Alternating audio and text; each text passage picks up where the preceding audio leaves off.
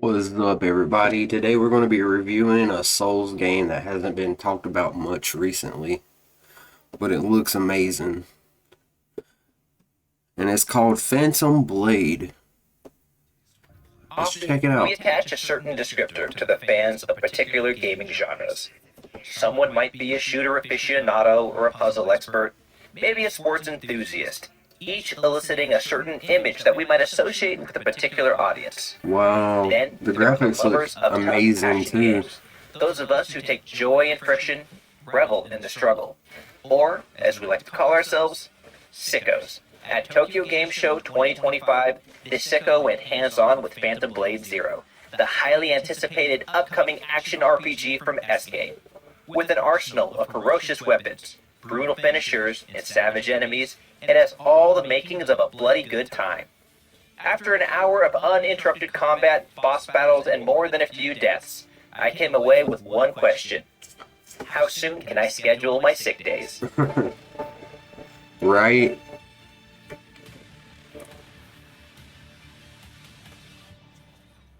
We need a new You play Elden Soul, an Ring assassin framed for type the murder game. of the head of his order. Our journey with him in this demo begins at the bottom of a canyon. After just a few steps, we encounter an enemy camp. There will be no easing into battle, as a pair of foot soldiers charge, followed by a spear wielder mounted on a horse, will This might be a competitor with Where Winds Meet. Like, a bowman in a nearby tower takes aim. If it's a fight they want, it's a fight they'll get, as I pull out my sword and start jockeying for position. Phantom Blade Zero is an action game first and foremost. Combatants, you included, have a health bar and a Sha-Chi meter. The former does exactly what you'd expect, while the latter acts as a mix of stamina, skill power, and energy for special attacks. It's not stamina-based combat in the strict Souls-like sense. You can do things like throw out basic attacks or dodge without fear of losing your ability to defend yourself. But you do need it to fuel your more powerful Sha-Chi, aka heavy, attacks, and it is consumed while blocking. If you or an enemy runs out of Sha-Chi, you become breached, which breaks your stance and leaves you extremely vulnerable until it refills. I take a few arrows for my trouble, but manage to carve through the small detachment. As the enemy's health and Sha-Chi even the weapon choices look drops, I'm able pretty to execute awesome. finishers, dazzling flourishes that eliminate enemies in brutal and bloody ways. As I push forward, I come across a small bell suspended from a short wooden stand. With a flick, it rings out, revealing a portion of the map. This also functions as a respawn area and fast travel point, similar to a bonfire from Dark Souls. Executing a block, just as an attack arrives, allows you to parry the blow, and I learned quickly that these aren't just a defensive option, they're an essential part of combat. Not only do they negate incoming damage without draining your Sha-Chi, but they also deplete that of the attacker. Sure, you might be able to breach one enemy with pure aggression, but against tougher foes or groups, all of whom are only too eager to start beating on you at once, that's not going to cut it. The best option isn't necessarily to go in sort of flailing, like in Ninja Gaiden, or take turns parrying, like in Sekiro. It's almost like a middle ground where elements of both converge, giving the combat a very distinct feeling as you push forward, invite attacks, then parry, and riposte. That's not to say there isn't a place for dodging. Enemies launch special attacks called brutal moves and killer moves. The former are meant to be parried, the latter dodged. Using the right type of defense results in you performing a ghost step, a really slick-looking teleport dodge that leads directly into a counterattack. That comes in handy as I climb the rickety scaffolding up the cliffside. I stealth kill one swordsman on the climb, but fail to get a spearman and have to rely heavily on those ghost steps as he and the three buddies he calls over take turns trying to turn me into a pincushion. My first death comes around 15 minutes into my demo. After fighting across several isolated platforms, I face off against a pair of spear users. I strike one down quickly, but eat too many shots in my aggression. I try to take a more measured approach with the second though, and as soon as I try to create space, I'm killed by an explosive arrow from some far-off archer. My life ends, punctuated with the Crimson Dead scrawled across the screen.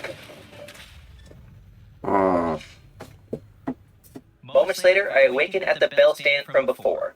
Unlike a Souls game, where visiting a site of grace or equivalent brings fallen enemies back to life, everyone I've defeated remains dead. There are no runes to collect or battles to be refought. That doesn't mean death is without consequences. Soul has 66 days to complete his mission, and every death costs him one of them. Now, how strict that limit is or whether or not we can get days back is unclear, but I certainly feel the pressure to stay alive, not waste any of that potentially limited time by dying if I can avoid it.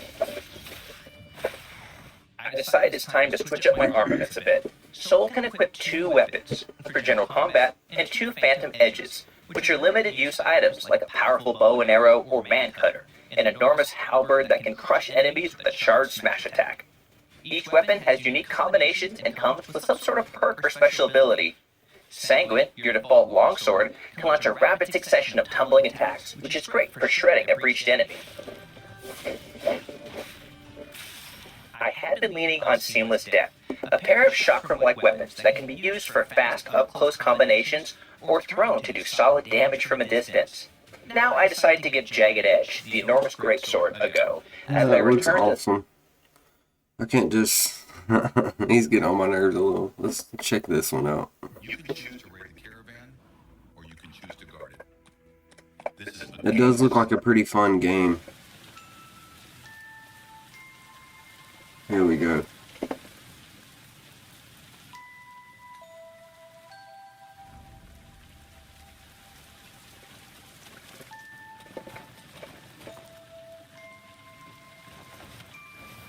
Whoa, yeah.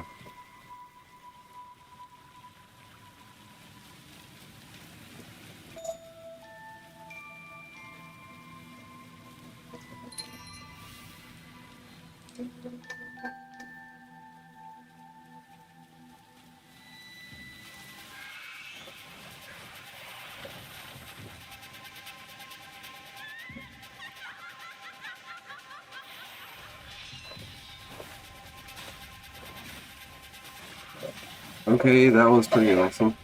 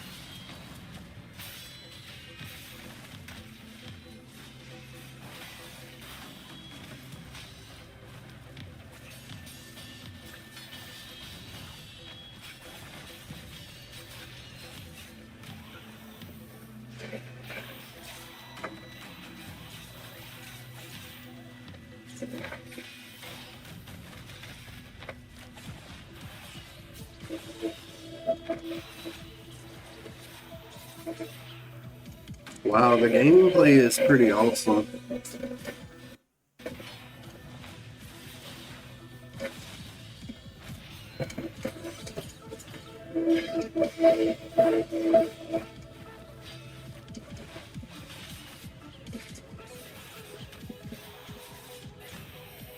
Whoa.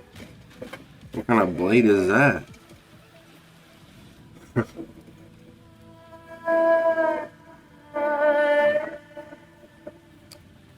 Phantom Blade. I wonder if it's going to come out this year. At the end of the year, or maybe next year. I haven't really heard anything about it. Let's see. Okay. I ain't heard any release dates yet, but it should be soon. Maybe we can keep up with this. But yeah, awesome. Imagine. Hopefully you enjoyed it and get a chance to see the new games. And stay tuned, subscribe, like, and share, comment, drop some comments. Thank you.